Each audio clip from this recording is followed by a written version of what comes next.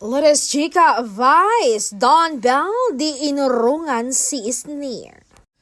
Pasabog ang pagbabalik ni Sneer Ranolo sa YouTube.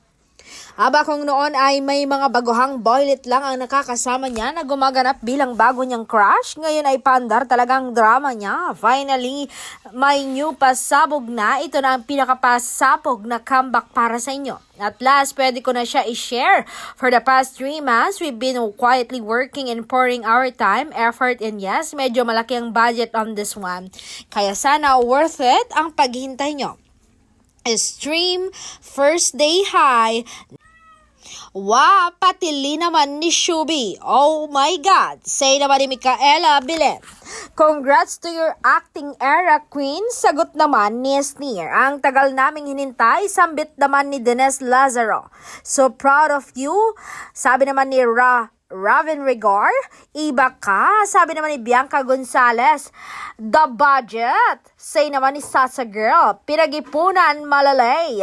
Ma'am, sagot ni Sneer. Yes, ang daming ang sumalaludo kay Sneer na siya nga lang daw ang nakagawa ng ganito na parang kinabog pa niya ang mga bigating producer. Ha? Congratulations! Ang lupit mo talaga. Ikaw lang ang nakakagawa ng ganyan. Anyway, hito pa ang chicken ni Sneer. Surprise! The long wait is over, you all. This is probably one of the biggest projects we poured our hearts into so far. We've been silently working on this 4 months. Binuhos na namin lahat just to make it happen. Kaya I'm so happy I finally get to share with you guys. Sana magustuhan nyo you all. Salamat sa mga naghintay. Excited for you all to see what we've been working.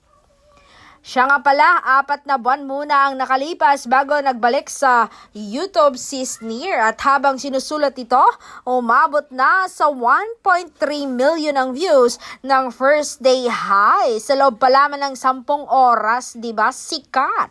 May paalala lang si Sneer sa mga netizen na sana'y suportahan ang orihinal na wag nakawin ang content niyang ito na pinaghirapan talaga.